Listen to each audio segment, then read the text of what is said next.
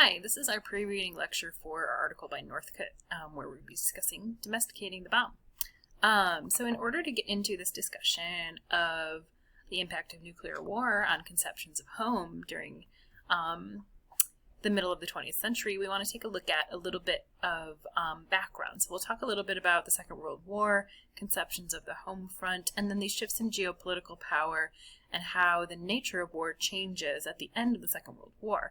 And then in particular, we'll take a moment to talk about the kind of conditions and parameters of post-war domesticity. So when I say domesticity, I mean home life. Everything associated with the home is domestic. And so this kind of category that we're talking about is domesticity.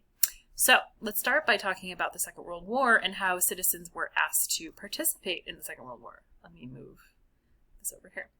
Okay, so the United States joins the Second World War a little bit late. They enter in 1941 after Pearl Harbor is bombed. The conflict had been ongoing in Europe for several years prior to 1941, with the United States being drawn in after the attack on Pearl Harbor. So what we see happening is this need to create a completely reconceptualized U.S. economy. So if we recall our discussion previously of the emergence of radio during the Great Depression, we want to keep in mind that the United States is very much still in the pits of this economic downturn of the Great Depression. And so we see this need to kind of create a newly focused U.S. economy that is based on wartime needs. And so what that means is that there's a need to ration certain raw materials that are required for the production of goods and technology for the waging of war. So this includes stuff like gas and rubber and metal that we see being used to create materials for the wartime needs, but then we also see the rationing of food, sugar, meat, and other stuff, asking people to change their consumption patterns, to change their eating patterns in order to better contribute to the war effort. So some of the posters that we're looking at on the slide here tell us a little bit about how individual citizens are being asked to participate in the war effort, even if they are not soldiers on the front line. And so these are telling us these different ways that citizens were asked to imagine themselves as part of the conflict, even if they aren't literally fighting in it, right? So victory gardens is a concept we may be familiar with. And victory gardens are essentially calling each individual citizen to have their own garden where they are growing their own food so that canned food and other goods can be redirected to feed service people abroad, right? So this idea that each home is going to become as self-sufficient as possible during the war so that more of these foodstuffs can be transferred overseas as opposed to flying off the shelf. So we see this kind of desired for the individual household to be as efficient and self-sufficient as possible. Right next to that, we have this advertisement for war bonds. So Americans could invest in the war effort by purchasing a government bond, and the funds would go towards creating weapons, munitions, etc. for the war. And so the kind of threat here is, the war could touch our backyard. The sense that the United States could become another theater of war in the Second World War unless we contribute financially to the war effort. This one down here is about carpooling, right?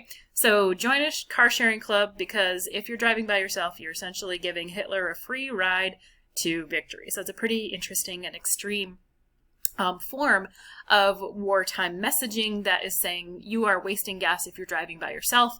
Join a car club now, and you're going to help with the war effort by rationing gasoline, which we need to re-divert towards the fighting of the Second World War. And this final one is sort of about policing our communications. Silence means security, right? So reminding this person, and his hat tells us that he's a member of the General Infantry or a GI in the Army, and here we have Uncle Sam's hand on his mouth, telling him to not share anything sensitive in his letters that he may send home, right? And so what we see happening here is that in Roosevelt's presidency, the government invests in military production, and this helps facilitate the growth of employment during this, or coming off this period of the Great Depression in a really significant way. So what we see happening on the home front are a variety of different kind of developments in terms of gender and racial politics. So on the one hand, what we see happening is that women enter the workplace in the largest numbers that we've ever seen in the United States, that they are a part of this newly growing wartime manufacturing economy. They are the engine of that economy. They are the workers. They are the experts. They are, as this poster refers to it, the soldiers without guns, right? So this jump of women participating in the labor force during the Second World War begins to plant seeds about the push for women's equality that we see happening in the late 1960s and 70s as well. That these experiences of gaining visibility and respect as members of the labor force during the Second World War shape a lot of conversations about equal pay for equal work and other issues that the women's liberation and the push for women's equality movements would begin to discuss later on. We also see happening that African American participation in the Second World War becomes a kind of centerpiece in the discussion about the civil rights movement as we begin to see taking shape in the 1950s and 60s. So this is an emblem from this movement among African American veterans and African American members of the military called the double victory. So democracy at home and abroad. So the case to be made by the double V is that if I, as an African American member of the military, am risking my life to assure that a racist dictatorship doesn't take hold abroad, right? We're pushing for democracy abroad. I also want to return to a nation that treats me as an equal participant in the goods of democracy, right? Which very much was not true in the United States for African Americans living in 1940s U.S., right? There was the Jim Crow South. There was various forms of inequality in the workplace, in social space, and equal protection in front of the law, etc. The list goes on, right? So the double V is this movement that starts in anticipation of developing the 20th century civil rights movement as well. And what we see happening as well on the home front is something that we might be familiar with in our own backyard, the internment of Japanese American individuals. So Japanese American individuals are targeted for their ethnicity, for their cultural identity as being potentially suspect during this war.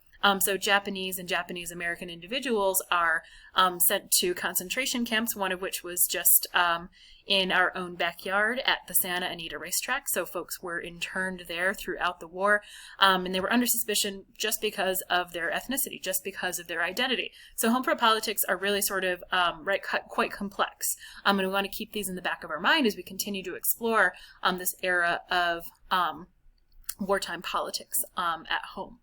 Okay, so the end of World War II happens in a really dramatic fashion that we're probably somewhat familiar with.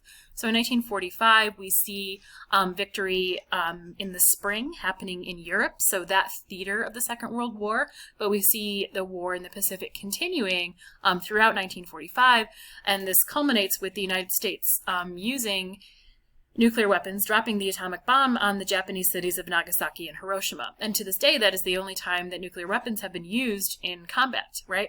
But what we see happening is that this only time becomes transformational in terms of what national security means, right? The use of these bombs at the end of the Second World War inherently reshapes what we mean by national security.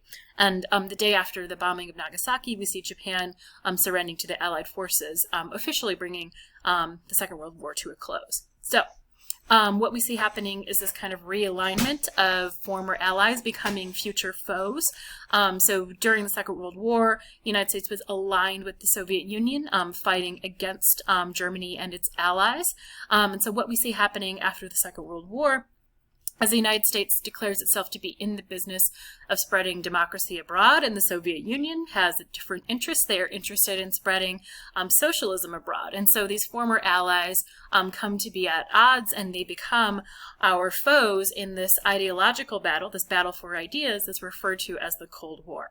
Okay, so, and this is where we see treaty organizations such as NATO being created to aid in containing the spread of socialism in Europe. All right. So here's Truman, Stalin, and Churchill shaking hands at the end of the Second World War. All right.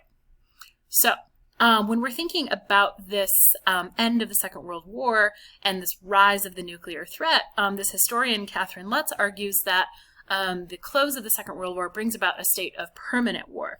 And this state of permanent war is related to the presence and development of nuclear weapons, right? So this idea of an unending state of emergency and this normalization of having a huge peacetime standing army. So this competition between the Soviet Union and the United States becomes dominant in terms of conversations about what we mean by national security, what we mean by safety. So when we're thinking about nuclear weapons, the question we want to sort of keep in mind that our article gets us into is how did nuclear weapons change our traditional understandings of war and warfare? And how is that reflected in the cultural response? So kind of keep that idea in mind as you're reading our article by Northcutt. Okay. So the other thing that's going on at the end of the Second World War is that there are numerous issues facing returning veterans from the war. There was a housing shortage, and there was lots of veterans who were homeless, lots of veterans that did not have jobs, because as we discussed a moment ago, the economy was still very much in recovery at this moment, right? And so there weren't a lot of houses because no one was building anything during the Second World War.